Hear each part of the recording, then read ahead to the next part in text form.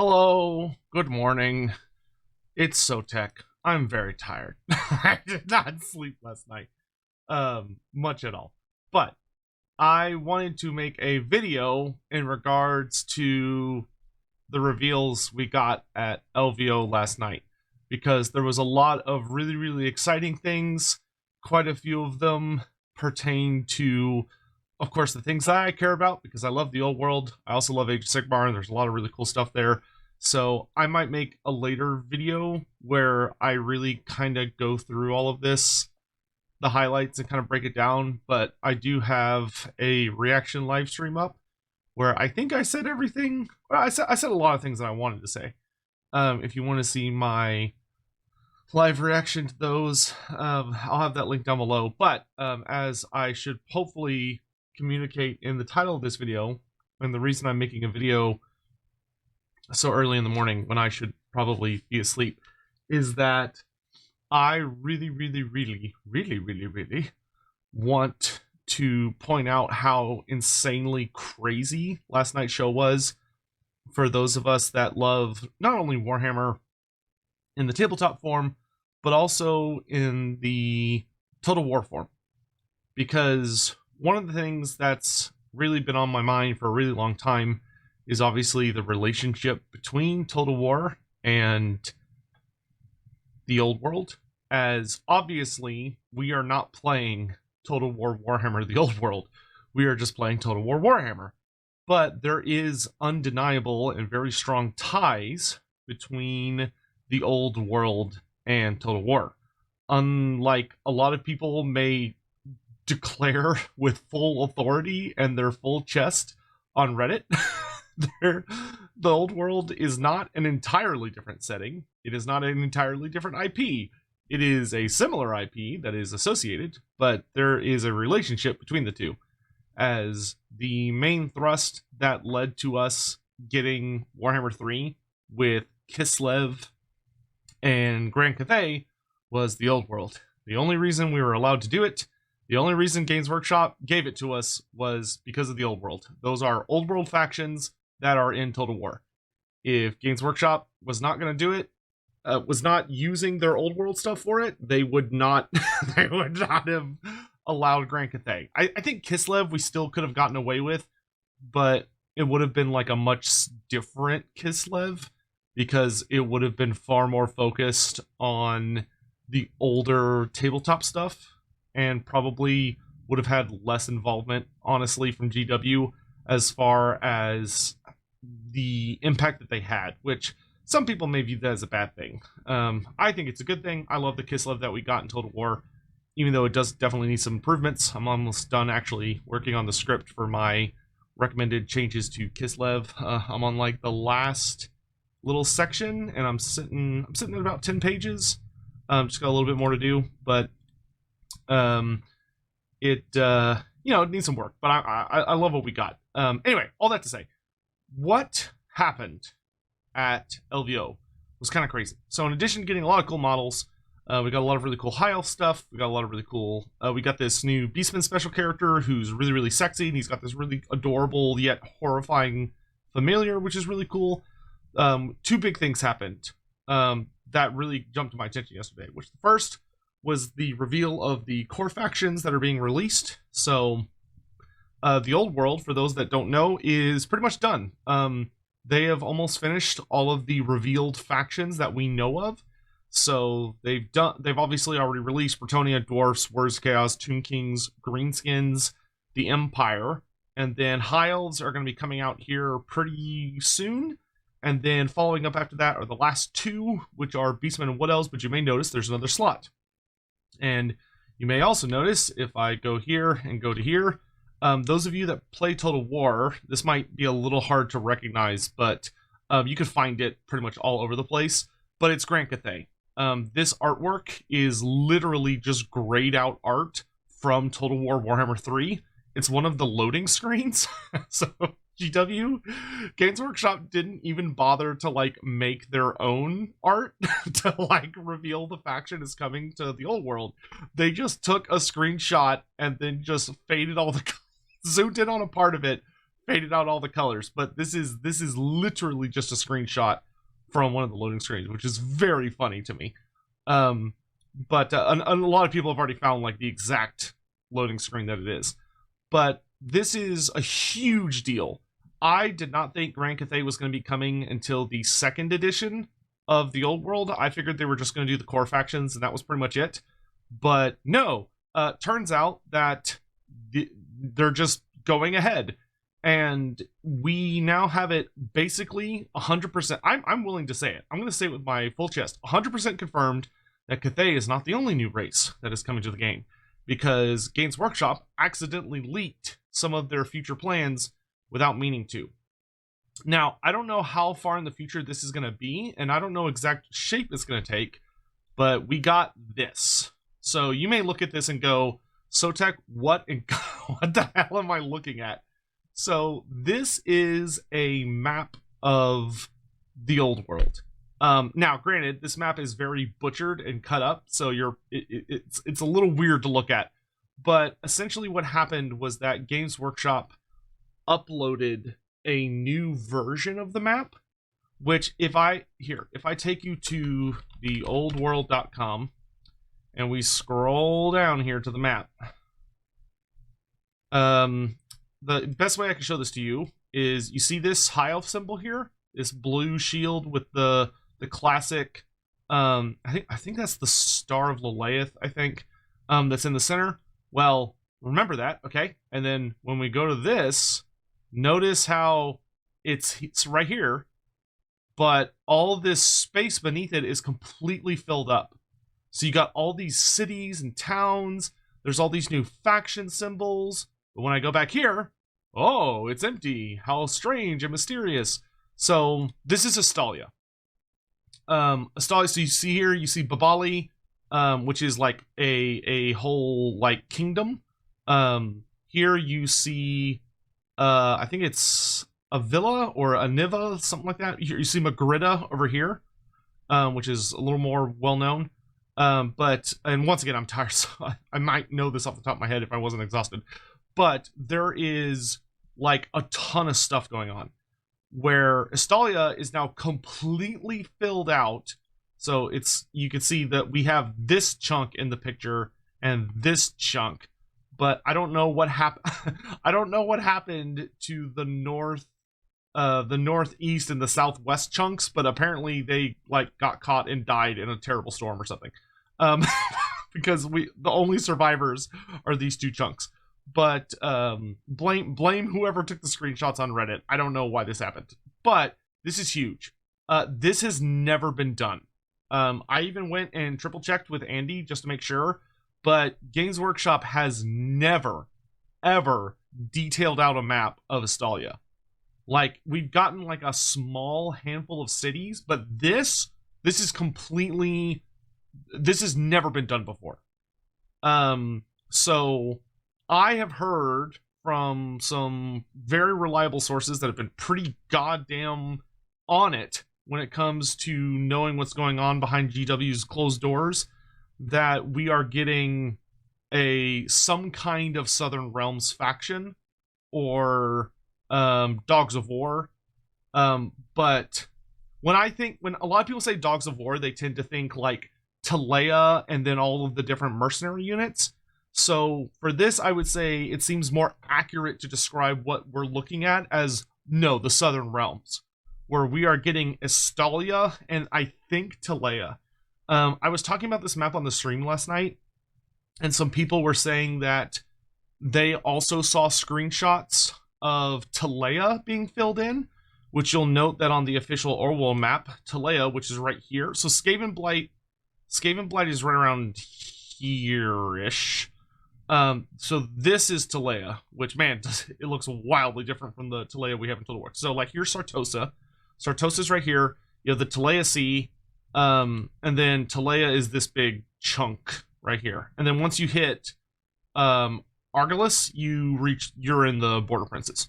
So we have this big old thing for Tilea here, and then Estalia is Interestingly enough, Estalia is actually much larger than Tilea is, though there is some disputes about like where the border is exactly. So there's mentions of this in the lore that sometimes the Tilean border actually is like here, and sometimes it's like it's cut off entirely by this, and they don't control any of the stuff across the sea. So that would make all of this is Estalia, and then this little peninsula here is Tilea. But anyway, some people have claimed they've seen maps that have this part filled out as well. I could not find that. Which, granted, apparently GW uploaded, like, they changed the map. And, of course, instead of just being normal about it and taking quiet screenshots, the people that noticed, like, made a big hubbub. And Games Workshop noticed, and they deleted the tweet mentioning that the map had changed, and they also got rid of the old version and put this new one up, or got rid of the new one, put the old one up, I should say. So all that to say that I have heard for a long time that GW was working on something along the lines of a Southern Realms book. Granted, it's not the next book that's coming out after the Arcane Journals for the Wood Elves and Beastmen. Grand Cathay is apparently next, but I would guess that Southern Realms is coming down the pop line. What I feel pretty confident is going to happen from the sounds of things is that it kind of sounds like they're going to just do all of the armies in the big core rulebook. So the core rulebook for the old world has the, what is it, like 9? Yeah, the 9 starter races. And then it had notable sections on 3 additional races, which was Grand Cathay, the Southern Realms, and Kislev. Those were the other big 3. So I'm kind of thinking that they have basically kind of been telling us what's going to happen the entire time. And the first edition is going to feature all that. Now, a part of me still really, really hopes that at some point Games Workshop will pull their heads out of their asses and we'll get a full-on... we can hopefully get the legacy races back, because I'd really love to see, Skaven and vampire counts and stuff, especially because there are vampire count factions on the map, which always drives me crazy. Where you've got vampire count, a vampire count faction here. You've got a vampire count faction here with Harkin. I mean, that's literally Wallach Harkin from the looks of it, which is just silly. So I really, really hope they pull their heads out of their butts and give us everything eventually. But some really exciting stuff is coming in the future for the old world. But all that to say, sorry, I got off on a huge tangent. Once again, sorry, I'm tired. And this is very stream of consciousness. I didn't script anything, if you couldn't tell. I genuinely think this also means that the Southern Realms are coming to Total War. I don't know when, but Games Workshop doesn't seem to mind, Creative Assembly doing the factions early. Obviously, as we've been sitting with Grand Cathay and Kislev for 3 years now since Total War Warhammer 3 came out. And when it initially came out, of course, they did a bunch of reveals of like, hey, look at Grand Cathay and look at Kislev, and they're coming to the old world. And then they proceeded to just not until nowish, because it seems like Grand Cathay is coming out in 2025. But the big thing is, the Estalia being a part of this is genuinely shocking to me. For Estalia to be a full faction, which also, to point out something that's interesting, is that they have a new shield type. So the shields represent like faction types. So you'll notice like the dwarfs all have the circular shields. Greenskins usually have like a circular shield or like a slightly fancier icon based on the tribe. The Empire has several different shield types depending on like which Imperial faction it is. Bretonia all have the same shield types. The High Elves have all have the same shield types. Wood Elves have the same symbols. And then the Border Princes is just kind of like a bit of a clusterfuck, to be honest. But most of the factions have specific symbols. So like all Kislev, they're all fairly standard except for the big Romanov one. And I don't know why these guys are specialized, because these two are standardized, but then this guy's just kind of like, he's like, I'm a point. You know, he's like, you got the nation of the Hobgoblin Khans out here, so you got the Hobgoblin Khanate and stuff. But we see here that Estalia has a standardized shield, but it's not we don't have that shield currently on the map. So that's a brand new shield type coming to the world. Kimmery's got all their, like, you know, stylized symbols, but they're all like the same type of style. So pretty big deal, honestly. Pretty massive deal. That I'm really excited to see where it's going. But I genuinely believe that this is going to lead to us getting Dogs of War or Southern Realms or whatever they're going to call it for Total War Warhammer 3. I don't know if it's going to be this year or maybe next year, but I do think it's coming soon. I do think it's coming down the pipeline. But the thing that I'm really excited about is that I feel very confident that this means we're getting Estalia in particular. Not just Tilea, but Tilea and Estalia. I really hope that's the case. One of the things that'll be really interesting to me to see as we carry on with time is going to be how much impact the old world is going to have on Total War, because there are some things that won't make sense to port over, right? Like this new Beastman character is not going to make sense in Total War, because he's an old world character who is very likely going to die in the old world, and that's kind of the Crawlmaw is his name, and you know he's kind of designed for that setting. Same thing with a lot of the new special characters we're getting. I don't think you're going to see most of the special characters from the old world be realistic additions to Total War, but I think there are things that will be realistic additions to Total War, hopefully. And granted, I've been barking up every tree I can when it comes to like rumors and anyone I can talk to figure out if GW and CA have had the discussion, but I haven't been able to get any kind of confirmation yet, other than like maybes, like very uncommittal answers. But you know, it'd be really cool to get things like the lore of the lore of trolls from the old world, which was a new lore of magic for the Giant River Troll Hags, which makes a lot of sense. And it's like a really cool lore of magic that's all unique to them. And it's like, oh, that'd be cool to get in Total War, where the Giant River Troll Hags just have a unique lore of magic. Awesome, cool. That would be cool, because it would give Greenskins another lore and make Giant River Troll Hags have another use, which would be super cool. Things like the Necrolith Bone Dragon for the Tomb Kings. That creature would not have appeared for the old world and then suddenly ceased to have existed. It would still be around in the time of the Karl Franz. You know, in the era of Karl Franz, the Necrolith Bone Dragon would still be a thing. So it'd be nice to see the Tomb Kings maybe get the Bone Dragon as like a creature or and a mount for Tomb Kings and Lich High Priests, which that would make a great unit to add to a Tomb King DLC.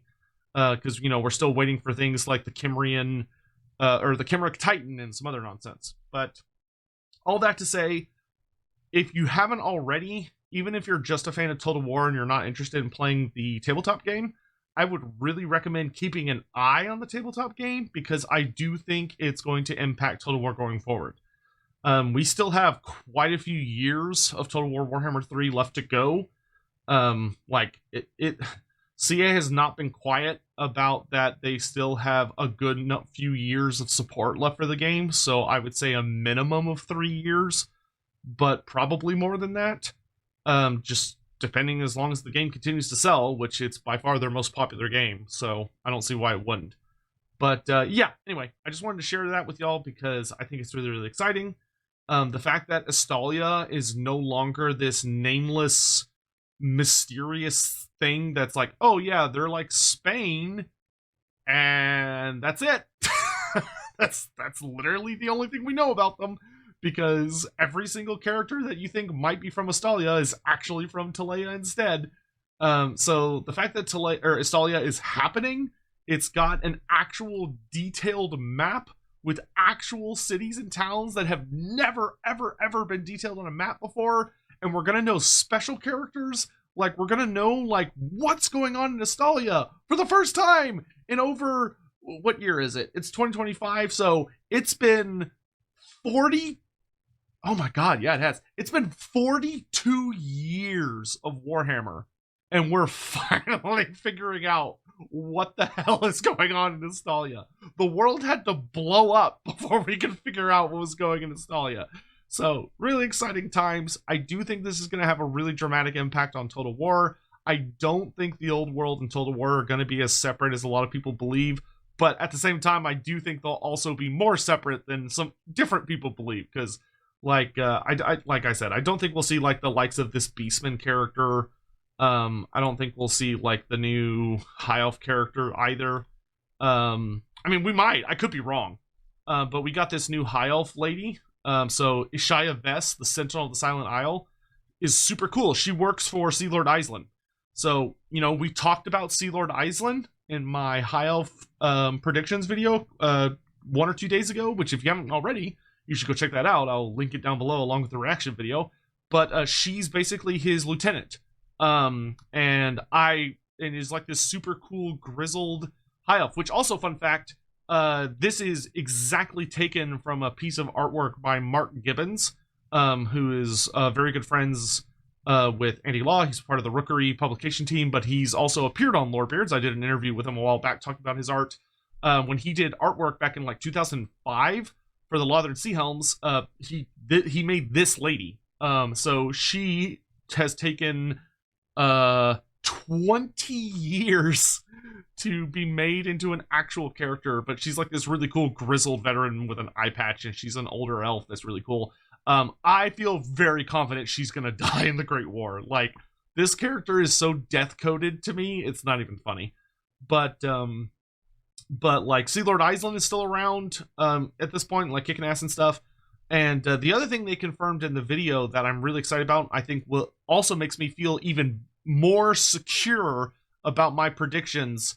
So I predicted that the Shimps Company was going to be a new unit, and then I was like, oh, their name's kind of weird though, so I don't know if they will actually call them Ship's Company. Maybe they'll call them something else, but they actually confirmed in the live stream that Ship's Company is a new unit. So in the new High Elf Arcane Journal that's coming out, which actually has a really sexy cover, I love this cover, it's really nice.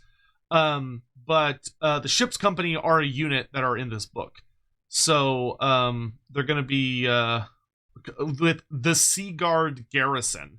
So I would not be surprised if the Sea Guard Garrison ends up being Sea Lord Island's faction, though I'm still thinking it's going to be called the Sea Patrol, because I think they would rather name it after the Storm of Chaos name instead of the I think they would rather name it after the Storm of Chaos title than the Old World title, because the Storm of Chaos title is more accurate to what Iceland represents, whereas the Sea Guard Garrison are High Elves defending specific locations closer to the Old World. But anyway, that's all whatever. So I'm really, really excited for all of this. It's really, really cool stuff.